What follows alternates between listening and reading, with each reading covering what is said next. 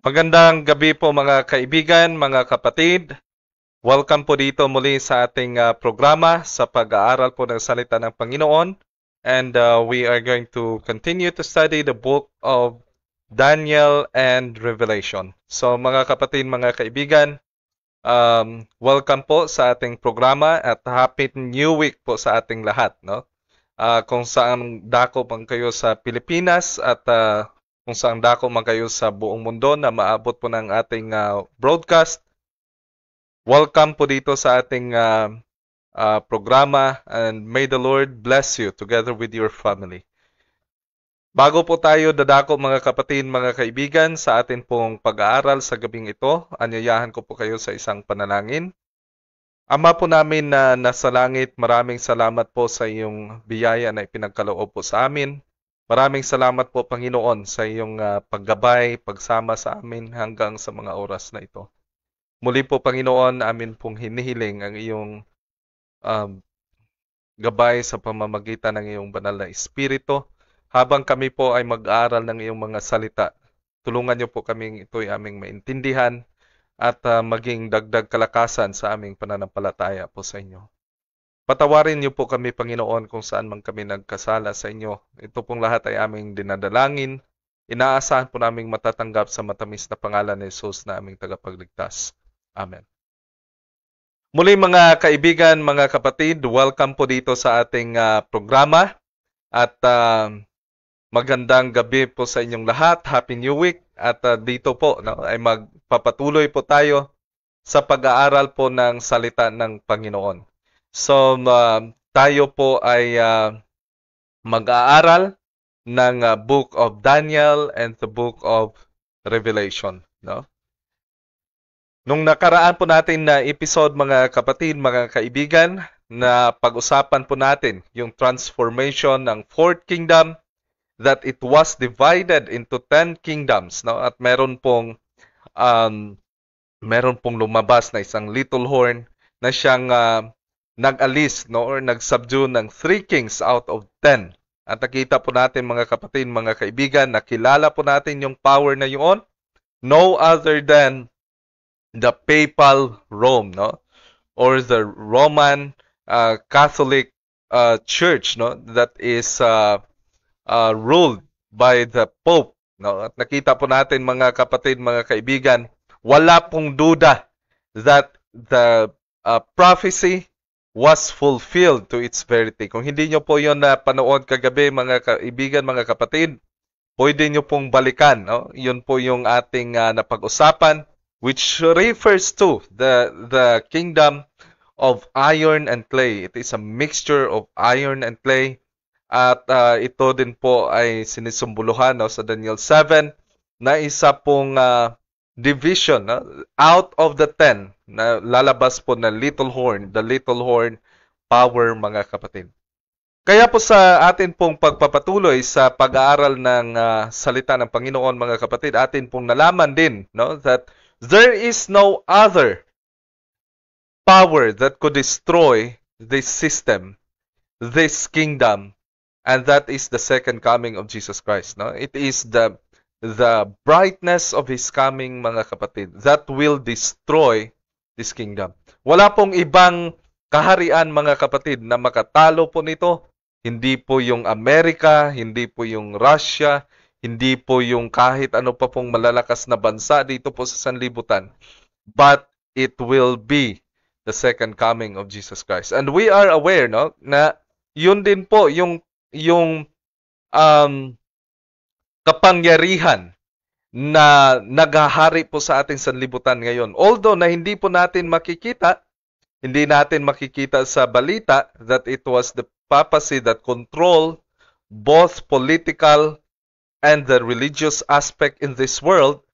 Ngunit atin pong nalaman through the prophecy mga kapatid, mga kaibigan, na ito po ay talagang kontrolado ng papacy. No? We can understand it more mga kapatid. Mas maintindihan po natin yan when we have our topic, the continuation of our topic later on, no? Patungkol po sa 7 trumpets. Kaya wag nyo pong kaligtaan mga kapatid, mga kaibigan na magsubaybay dito po sa ating pag-aaral upang ito po'y ating masundan at atin pong maintindihan ang mga bagay. Kung meron pong mga episode na hindi nyo po napanood, no, pwede nyo pong balikan, i-browse nyo lang po yung ating page at nandun po, no, each topic are labeled kung pang ilang topic na po.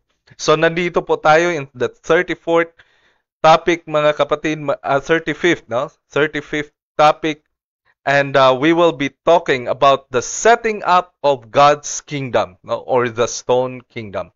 So titingnan po natin mga kapatid yung pinahayag po ng Panginoon, no, sa kay Daniel dito po, no, sa both in Daniel 2 and Daniel 7. So titingnan po natin mga kapatid itong tinatawag na stone kingdom.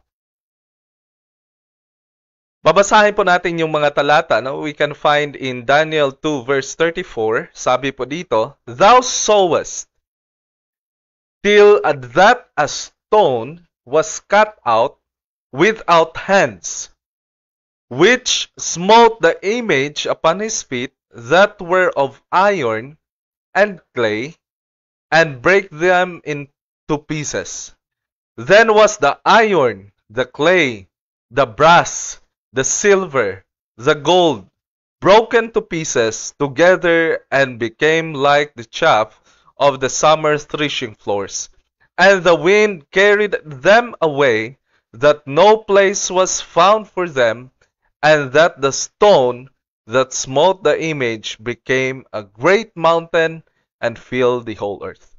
So nakita po natin yung senaryo dito po mga kaibigan, mga kapatid, no, na pinahayag po ng Panginoon dito po sa Daniel 2, no, na nakita po ni Daniel na meron pong isang bato na nakat po mula po sa isang bundok, no.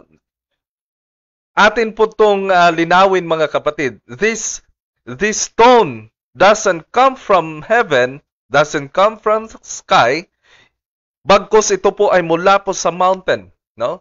Mula po sa mountain at ito po ay hahampas dito po sa image, no? At titingnan po natin dito, Daniel 2 verse 35, then was the iron, no?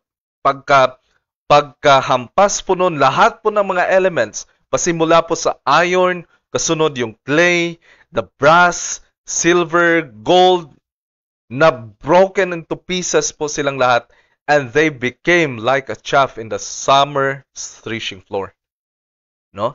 At yung image na yung bato na ito mga kapatid na humampas po doon sa image ay naging napakalaking mountain at ito po ay pumuno sa buong sanlibutan.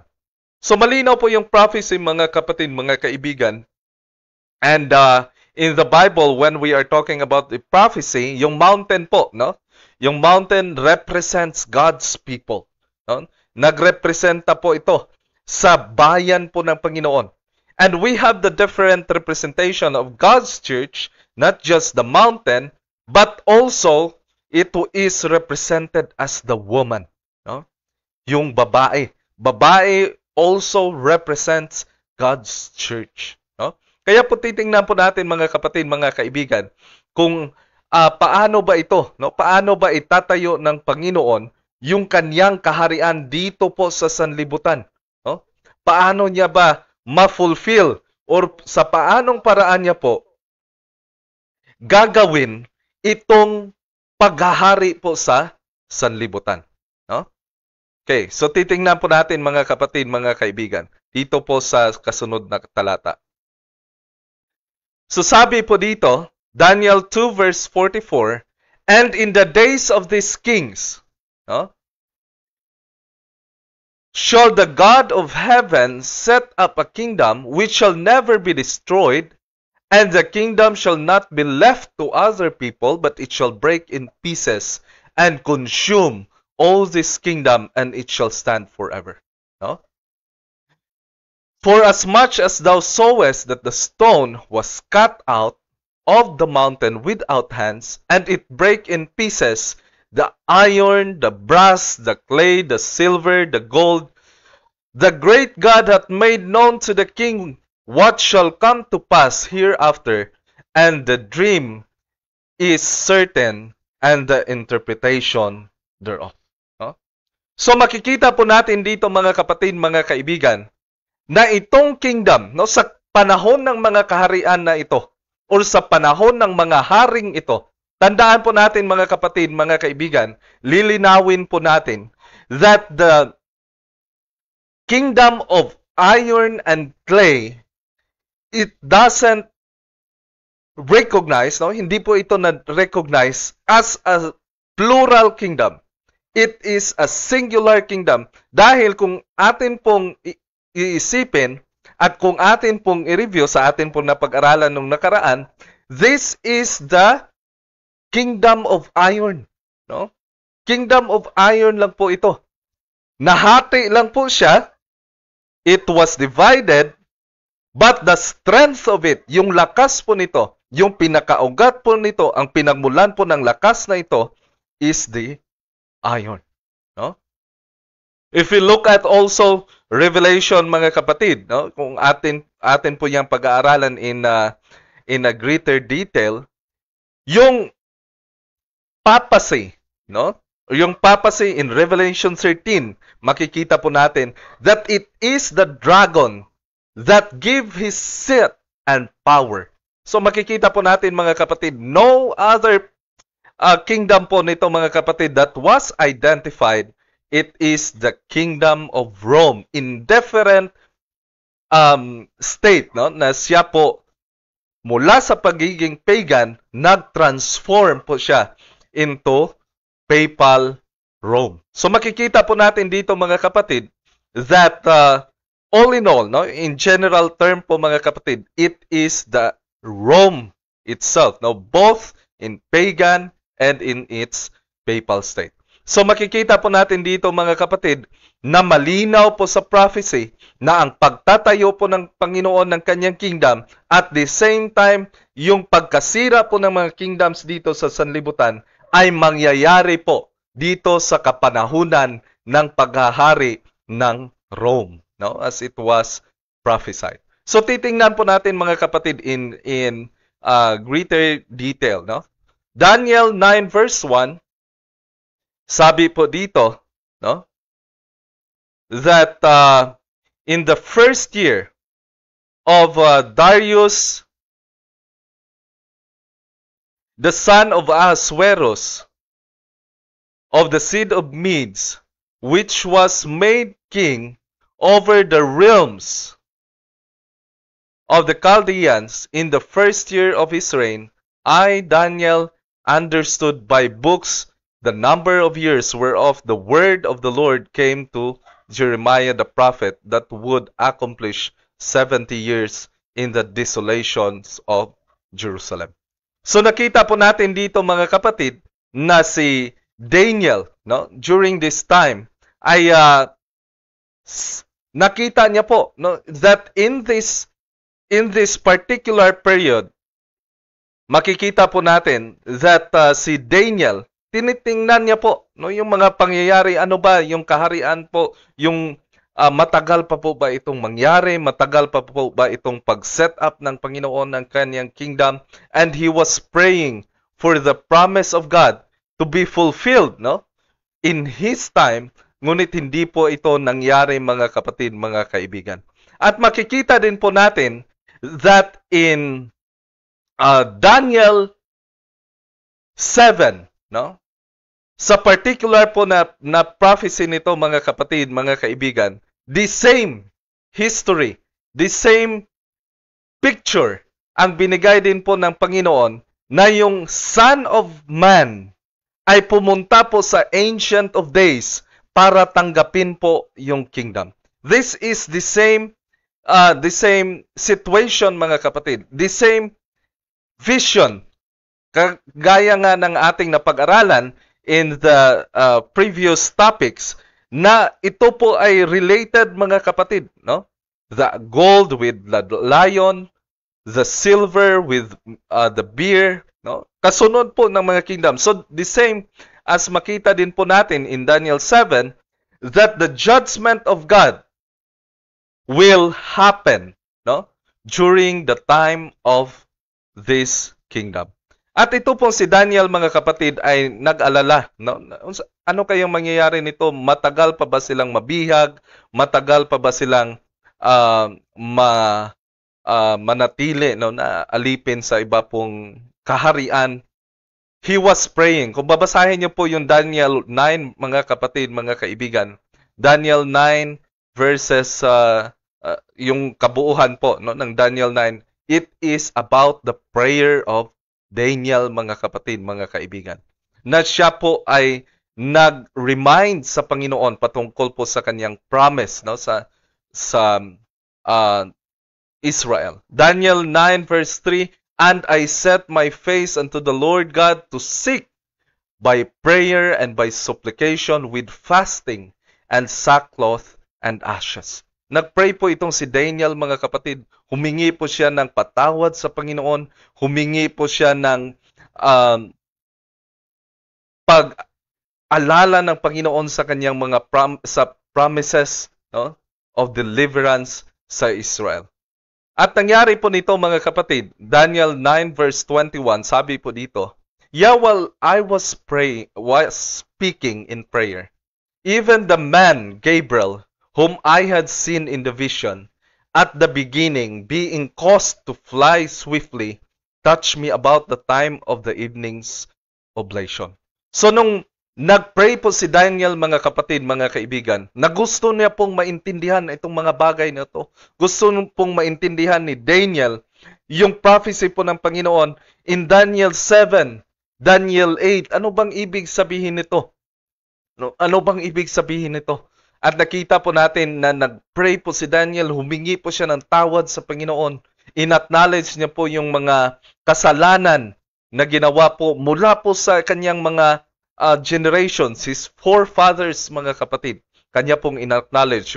You can review that in Daniel 9, mga kapatid. At nung nagpray pa lang, no, itong si Daniel, mga kapatid, no, dumating po itong si Gabriel na nakita po ni Daniel mula po sa pasimula ng kanyang mga visions. At siya po ay tinouch, no? Hinawakan po siya ni Gabriel, and he informed me and talked with me and said, "O Daniel, I am now come forth to give thee skill and understanding. At the beginning of thy supplication, the commandment came forth, and I come now to show thee, for thou art greatly beloved. Therefore, understand the matter and consider the vision." No? So ito po, sabi po ni Gabriel, no, na mula pa lang, no, sa kanyang pagdasal, mga kapatid, meron na, the commandment came forth, no? At pinakita na po ito sa kay Daniel, no? Pumunta po doon si Gabriel para ipakita po sa kay Daniel, pagkat siya po ay lubhang minamahal po ng Panginoon. At sinabihan po siya ni Gabriel, mga kapatid, na intindihin, no? Therefore, understand the matter and consider the vision. No? Titingnan po natin, mga kapatid, Daniel 9 verse 24, sabi po dito, 70 weeks are determined upon thy people and upon the holy city, to finish transgression, and to make an end of sin, and to make reconciliation for iniquity, and to bring everlasting righteousness, and to seal up the vision and prophecy, and to anoint the most holy. So binigyan po ng probation, binigyan po ng time frame ang bayan po ng Panginoon, yung Israel, no? Binigyan po yung people po ni Daniel, binigyan po sila ng time frame 70 weeks, no? If we consider, mga kapatid, in the prophetic vision, no, or the prophetic interpretation, mga kapatid, the one day is equal to 1 year, no? So 70 weeks, 1 week is equivalent to 7 days. So ibig sabihin po, 70 times 7, it is equal to 490 years. So binigyan po sila ng palugit ng Panginoon Now, 70 years or 70 weeks or 490 years, mga kapatid, na kanila pong tatapusin ang kasalanan, no? Finish transgression, yung kanila pong paglabag, kailangan po nilang tapusin.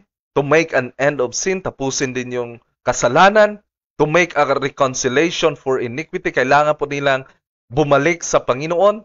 To bring, no, dadalhin po nila yung walang hangganang katuwiran, and to seal up the vision and prophecy, and to anoint the most holy. Binigyan po sila ng palugit ng Panginoon, mga kapatid, no? 490 years. At ito din po, mga kapatid, makita po natin kung ang tanong po nito, no? Paano ba ito bibilangin, mga kapatid? Saan ba magsisimula ang pagbilang nito? Saan ba magsisimula yung pagbilang po ng 490 years na magiging palugit po ng Israel na sila po ay magsisi, bumalik po sa Panginoon? At titingnan po natin dito, mga kapatid, in Daniel 9 verse 25, Know therefore and understand that from going forth of the commandment to restore and to build Jerusalem unto the Messiah the Prince shall be 7 weeks. And 62 weeks, the street shall be built again, and the wall even in troublous time. So, malinaw po dito na binigay po ni Gabriel, no, na isa pong pagbigay ng linaw sa kay Daniel, mga kapatid, mga kaibigan, na sabi po dito, Know therefore and understand from the going forth of the commandment to restore and to build Jerusalem, no? So ibig sabihin po, yung pagsisimula po ng pagbibilang ng 490 years ay mula sa decree, no? Mula po sa commandment, mula po sa utos ng pag-restore at pag-rebuild ng Jerusalem. So titingnan po natin, mga kapatid, mga kaibigan, ito pong command, no, to restore Jerusalem. So yung una po, no, na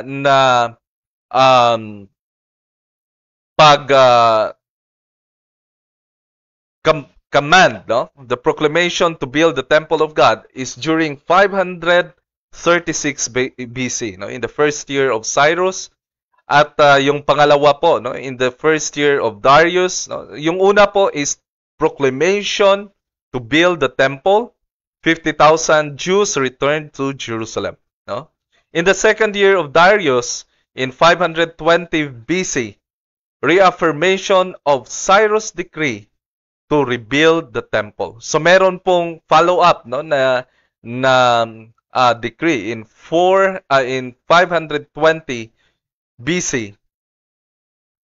At yung pangatlo po, no, in the 7th year of Artaxerxes in 457 BC, decree authorizing Ezra to restore local government in Jerusalem. And then in 444 BC, commission to Nehemiah to finish building the city. So sa mga decree po na ito, mga kapatid, the restoration of the local government in Jerusalem, no, was happened in 457 BC. Formally po sila, mga kapatid, na binigyan ng authority to restore governance in Jerusalem, no? Hindi lang po yung building, hindi lang po yung physical structure, kahit yung political or yung government structure po nila, mga kapatid, mga kaibigan, ay ni-restore po sa time na ito in 457 BC. At sabi po dito sa Daniel 9 verse 26, and after 60, yung 1 po is equivalent to 20 years, no? So ibig sabihin po, 60, 3 times 20, it is 60. So 60 and 2 weeks shall the Messiah be cut off, but not for himself, and the people of the prince that shall come to destroy the city and the sanctuary and the end thereof shall be with flood, and unto the end of war, desolation are determined. So makikita po natin dito mga kapatid that in this prophecy, nakapahayag din po no, yung pag-cut off sa Messiah. So titingnan po natin in greater detail mga kapatid. So we have here in 457 BC mga kapatid, in Ezra 7:12 to 26 and Ezra 6 verse 14, makikita po natin that the commandment to restore and rebuild Jerusalem. So ito po no, in 457 BC, no? At nakita po natin dito mga kapatid that this is the valid, no, or ito po yung pinaka-authoritative na pag-restore or pag-decree no, ng restoration, not just the physical restoration of the buildings, but also the governance in Jerusalem. So sabi po dito, 7 weeks. So nahati po ito, yung 70 weeks, nahati po ito, 7 weeks, 62 weeks, and then we have the remaining 1 week. No? So 7 weeks is equal to 49 years, 62 weeks is equal to 434 years, 1 week is equivalent to 7 years. No? 7, kasi kinuha po natin ito, 7 weeks is equal to 7 days. So 7 times 7, 49, 62 times 7, that is 434. 1 times 7, that is 7 years. So makikita po natin dito, BC 408 mga kapatid, rebuilding of Jerusalem completed. At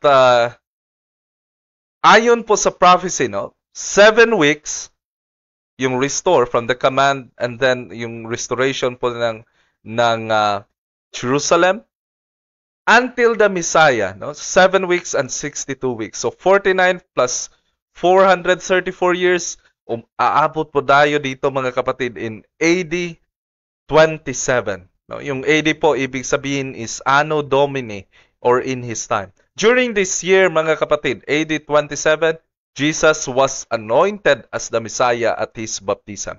So nagsimula po si Jesus Christ sa kanyang gawain bilang Messiah, no, in AD 27, and then in AD 31, according to the prophecy mga kapatid, in the middle of that week, no, sa kalagitnaan po ng week na yan, then the Messiah will be cut off. So AD 31 mga kapatid, death of Jesus in the midst of the week. And then we have AD 34. Nitong AD 34 mga kaibigan, mga kapatid, yung Israel were left, no, to decide for themselves. Tinanong po sila ng Panginoon, or pinahayag po ng Panginoon yung kanyang gawain, yung about sa kanya pong tungkulin, sa kanya pong gawain as a Messiah dito po sa sanlibutan. And while the Christians were preaching, no, ang response po ng Jerusalem, ng mga Jewish people during this time mga kapatid, sa halip po natanggapin po nila yung mensahe patungkol po sa Messiah, patungkol po sa kay Jesus Christ, binaton nila po si Stephen to death. And the Christians were scattered and Jewish probation closed. So, as a nation po mga kapatid, bilang isang bansa, ang Jerusalem, no, was not already God's people. They are not acknowledged as God's people from this AD 34. Meron po mga individual, no, meron po mga individuals that are converted to Christianity. Na sumunod po sila at naniwala po sila patungkol sa kay Jesus Christ. But as a nation, bilang isang bansa, they are already cut off. They are already sealing up their probation mga kapatid. Sila mismo ang nag-seal ng kanilang probation by killing Stephen. They stoned Stephen to death. At ibig sabihin po nito mga kapatid, mga kaibigan, hindi talaga nila tatanggapin, hindi po talaga nila kikilalanin si Jesus Christ as the Messiah. So natapos po mga kapatid, yung palugit po ng Panginoon sa Israel, 490 years or the 70 weeks na kung saan supposedly yung panawagan po ng Panginoon ay yun po ang pagkakataon nila upang itigil ang lahat po ng kasamaan, lahat po ng kasalanan, lahat po ng karahasan doon po sa loob ng Israel. So nakita po natin dito mga kapatid that the prophecy has fulfilled to its very letter mga kapatid, and after 34 AD, no? Ang nangyari po mga kapatid, mga kaibigan, nagsara po yung kanilang probation several years after mga kapatid, in 70 AD, no? 36 years after sa pagsara po ng kanilang probation, they were destroyed by the Roman Empire. No? Na-destroy po. Sinalakay po sila ng Rome at nasira po yung Jerusalem, and they were scattered, no? In different parts of the globe. So makikita po natin dito mga kapatid, mga kaibigan, na nagbigay po, no, ng palugit ang Panginoon sa kanyang bayan. Daniel 9 verse 27, sabi po dito, and he shall confirm the covenant with many for 1 week, and in the midst of the week he shall cause the sacrifice and oblation to cease, and for the overspreading of abomination he shall make it desolate, even until the consummation that determined shall be poured upon the desolate. So ang gagawin po ni Jesus Christ dito mga kapatid, He will confirm the covenant with many for 1 week. Ano ba tong covenant? We have the two covenants mga kapatid. In the Bible, we have the Old Covenant, or we call it the Old Testament. And we have also the New Covenant, which is the New Testament mga kapatid. So we have the Old and we have the New Testament. Dito po, no, in Daniel 7 mga kapatid, God will confirm the covenant. Ano bang covenant ito mga kapatid? No? It is in the Old Testament. No? Ito po yung Old Testament ang i-confirm po ni Jesus Christ, and then He will also give assurance for the fulfillment of the second covenant na ibinigay po ng Panginoon. No? So dito po, Mark 15 verse 37, and Jesus cried with a loud voice and gave up the ghost, and the veil of the temple was rent in twain from the top to the bottom. So makita po natin dito mga kaibigan, mga kapatid, that natupad po yung sabi dito sa Daniel, no? And in the midst of the week, He shall cause the sacrifice and oblation to cease. That very moment, mga kapatid, mga kaibigan, na si Jesus Christ ay pinako po sa cross. Nung sinabi niya na po na i-give up na po niya yung spirit, no? Give up the ghost. Ang nangyari po mga kapatid, nahati po yung kortina, the veil that is separating the holy place and most holy place po sa sanctuary or sa temple po ng Israel mga kapatid. At mula po noon, no, hindi po yon na pagkahati po noon ay hindi po mula sa ibaba papunta po sa itaas, kundi mula po sa itaas papunta po sa baba. And that is the signal that the sacrifice, the final sacrifice, who is Jesus Christ mga kapatid, the true Lamb of the Passover was already offered. No? Na-i-offer na po siya. Na-offer na po siya as sacrifice mga kapatid. At ang lahat po ng mga sacrificial system, all of their feast, no? Yung mga feast po nila mga kapatid, yung kanila pong sinicelebrate, yung kanila pong pag-aalay ng mga hayop, yung kanila pong mga services in the earthly sanctuary mga kapatid, wala na po yung kabuluhan. Kaya nga po nahati na po yung yung veil, mga kapatid, because the Messiah in the midst of the week will cause the sacrifice and the oblation to cease. Kasi nga po, si Jesus Christ was already offered. No? Si Jesus Christ ay na-offer na po as the last offering na ibinigay po ng Panginoon. Kaya po mga kapatid, ano bang ibig sabihin nito? No? Ano bang ibig sabihin nito? So, let us go back to the covenant. Ano ba yung covenant ng Panginoon na kanya pong pinangako, no, sa kanya pong bayan, mga kaibigan, mga kapatid? So, titingnan po natin dito. Dito po sa book na Great Controversy, page 347, sabi po dito, mga kapatid, mga kaibigan, the kingdom of grace was instituted immediately after the fall of man, when a plan was devised for the redemption of the guilty race. No? So alam nyo, mga kapatid, mga kaibigan, na iisa lang po sana yung kaharian po ng Panginoon. But during this time, dahil po nagkasala po yung tao, agad-agad po na nag-institute po ng ang Panginoon, no, ng isa pong kingdom na kung saan, no, immediately after the fall of man, when a plan was devised for the redemption. So this will be an avenue. Ito po yung kaparaanan ng Panginoon upang mailigtas niya po yung tao. This kingdom of grace. It then existed in the purpose and by the promise of God through faith, man could become its subject.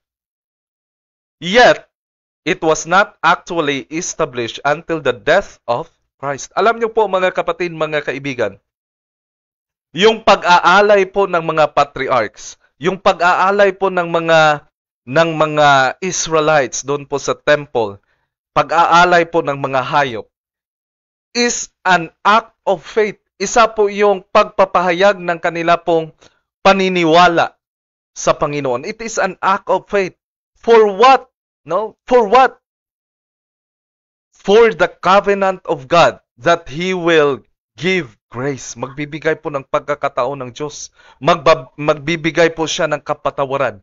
Magbibigay po siya ng assurance na pwede po tayong makabalik doon po sa nawala na Eden.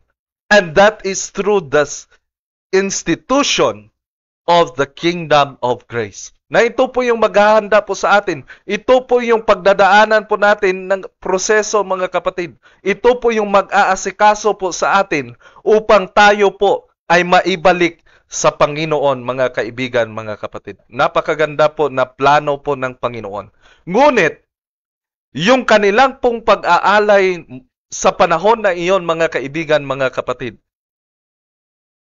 is by faith. No? It is by faith. Hindi pa yon na-establish. That kingdom was not yet established until the death of Christ.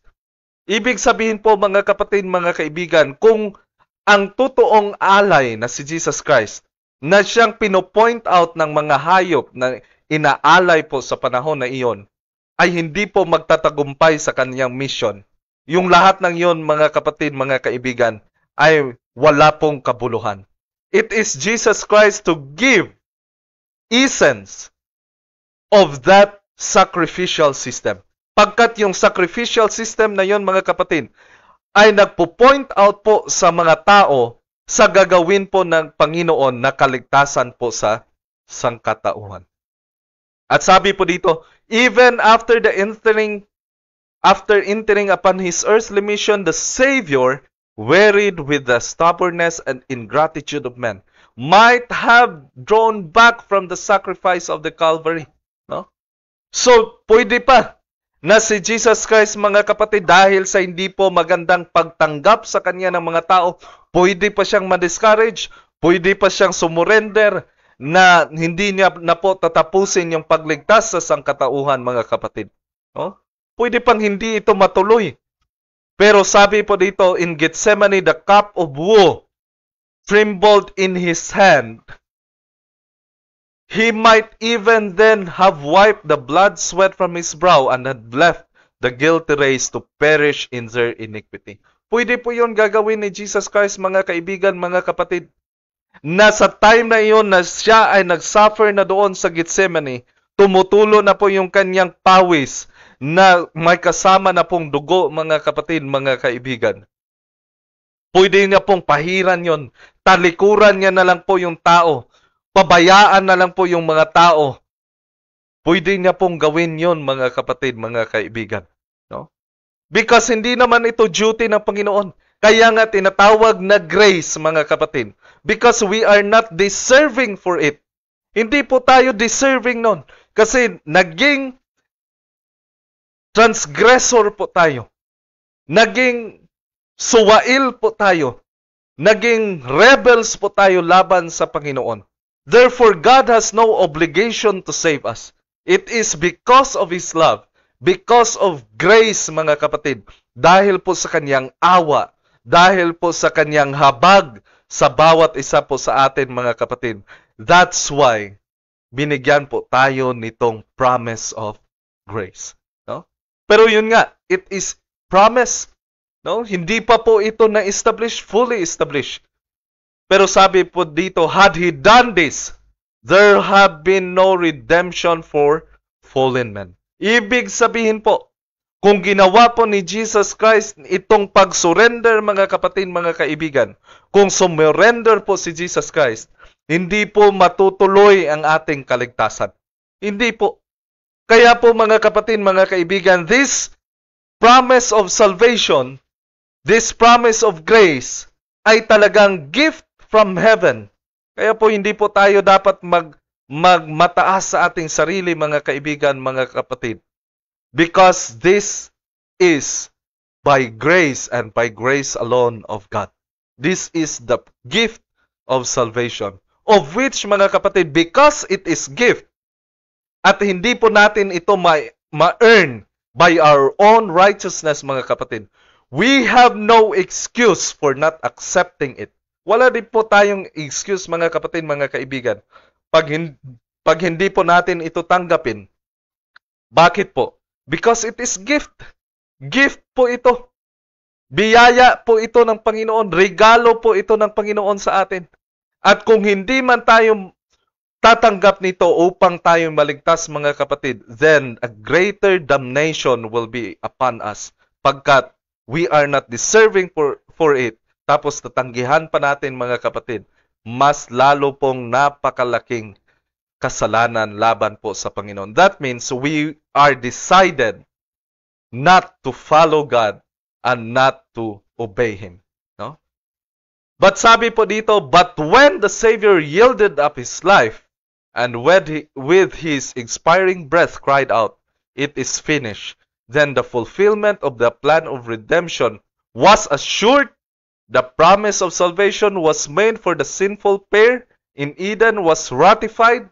The kingdom of grace which had before existed by the promise of God was then established. So ibig sabihin po, mga kapatid, mga kaibigan, sa pamamagitan po ng kamatayan ni Jesus Christ, the kingdom of grace was established. Napatibay po yung kingdom of grace. Napatibay po yung pangako ng Panginoon na ililigtas niya po yung sangkatauhan. It was given an assurance. Ibig sabihin po, mga kapatid, sure na sure po na ililigtas ng Panginoon yung sangkatauhan. Sabi po ni Jesus, it is finished. No? Natapos na. So ang nangyari po dito, mga kapatid, mga kaibigan, yung promise po, lahat po ng naniwala sa pangako ng Panginoon na siya ay magpapatawad, lahat po ng nag-alay ng buong puso sa Panginoon, na humingi po ng tawad sa Panginoon, ay may kasiguruhan, mayroong assurance, mga kaibigan, mga kapatid, na sila po, tayo po, ay magkakaroon po ng kapatawaran. Because Jesus Christ has already died on the cross, and we have that assurance of the salvation. No? Therefore, mga kaibigan, mga kapatid, the promise of God in the Old Testament was already fulfilled. Natayo na po ng Panginoon yung kingdom of grace. Now in this time, mga kapatid, we have the chance already to repent, magsisi sa ating kasalanan, magbagong buhay, bumalik sa Panginoon because the throne of grace was already established. Nandyan na po yung kingdom of grace na mag-aasikaso po sa atin pong kaligtasan. Alam niyo mga kapatid, mga kaibigan, kung ang isang institusyon ay wala pong opisina, napakahirap po yon, no? Pero kung meron pong opisina, halimbawa po gusto po nating mag-abroad, pwede po tayong lumapit sa opisina ng DFA, Department of Foreign Affairs, para asikasuhin po natin yung ating mga passport. So, yun po mga kapatid. Because we are planning, we are desiring to be in heaven mga kapatid. God has established this kingdom of grace upang mag-asikaso po sa atin, upang maging ready po tayo, maging kompleto po tayo na pupunta doon po sa kaharian po ng langit. Now, what is left? What is left mga kapatid? Ano na lang po yung naiwan?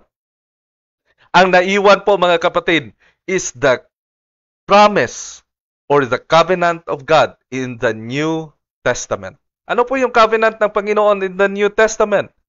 John 14. No? John 14. Let not your heart be troubled. Ye believe in God and believe also in me. In my Father's house are many mansions. If were not so, I would have told you, I go to prepare a place for you. And if I go to prepare a place for you, I will come again and receive you unto myself, that where I am, there ye may be also. Dalawa po yung kaharian ng Panginoon, mga kapatid. Pag sinabi pong kaharian ng Panginoon, dalawa po ang ibig sabihin nun.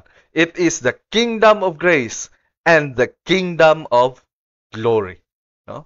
So dito po mga kapatid, it is dual representation. We have this spiritual deliverance na ginagawa po ng Panginoon at present time under the kingdom of grace mga kapatid.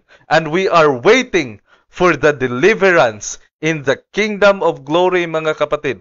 Na tayo po, magsisimula po yung kingdom of glory mga kapatid, na darating po si Jesus Christ in the second time. And He will change our bodies from mortal to immortality, and we will be prepared to accept the everlasting kingdom mga kapatid. Physical na po yun na kingdom. It will be the kingdom of heaven. For now mga kapatid, for now, we are in the gospel dispensation mga kapatid. Nandito po tayo sa church ng Panginoon. At ang ating pong ginagawa ay ang paghahanda. Ano pong binabago ng Panginoon? Kung ang babaguhin niya po in the kingdom of grace is itong katawan po natin, itong katawang lupa po natin, na it transform from mortal to immortality. For now, mga kapatid, ang binagbago po ng Panginoon, yung sa loob po natin. Yung sa loob po natin. We have to renounce sin. We have to be delivered from sin and be saved in the power of love and grace of God. No? Kailangan po natin malinisan sa pamamagitan po ng dugo ng Panginoon upang maihanda po tayo sa kingdom of glory, mga kapatid. And by this, no, sa pamamagitan po nito, mga kapatid, all the kingdoms in this world will be destroyed. No? All the kingdoms of this world will be destroyed. Yung kanila pong kaparaanan sa pagliligtas, yung kanila pong mga pagtuturo will be destroyed with this gospel of the deliverance na ginawa po ni Jesus Christ, mga kapatid. No? And this gospel about the righteousness, about the deliverance that Jesus Christ has wrought for us, will be filled or go throughout the whole earth, mga kapatid. Pupuno po ito, kagaya po ng bato, mga kapatid. No? Na sinabi po doon sa Daniel, Daniel 2, mga kapatid. Pupuno po itong mensahe sa buong sanlibutan, mga kapatid. It will be a loud cry, mga kapatid. Ipaalam po ito sa buong sanlibutan, sa lahat ng klase ng mga tao, mga kapatid, that Jesus Christ has already died for you and me. Kaya wala po tayong excuse mga kaibigan, mga kapatid, na manatili sa kasalanan, manatili sa kingdom ni Satan mga kapatid, pagkat tayo po ay binigyan na po ng kalayaan ng Panginoon na sumunod sa Kanya. Hindi po kalayaan na magpatuloy sa kasalanan, ngunit kalayaan mula po sa kasalanan na tayo po ay makapamuhay sang-ayon sa kalooban ng Panginoon. No? So nasa atin na po yan mga kapatid if we will accept this wonderful gift of God, mga kaibigan, mga kapatid. Babasahin po natin ang last verse na ating pag-uusapan, mga kaibigan, mga kapatid. Hebrews 4 verse 14. Seeing then that we have high priest that is passed into the heavens, Jesus, Son of God. Let us hold fast our profession, for we have not an high priest, which cannot be touched with the feeling of our infirmities, but was in all points tempted like as we are, yet without sin. Let us therefore come boldly into the throne of grace, that we may obtain mercy and find grace in times of need. Alam niyo mga kaibigan, mga kapatid, inakala ng Israel, inakala ng mga Jewish leaders that they have victory, na nanalo po sila, na napatay po nila si Jesus Christ.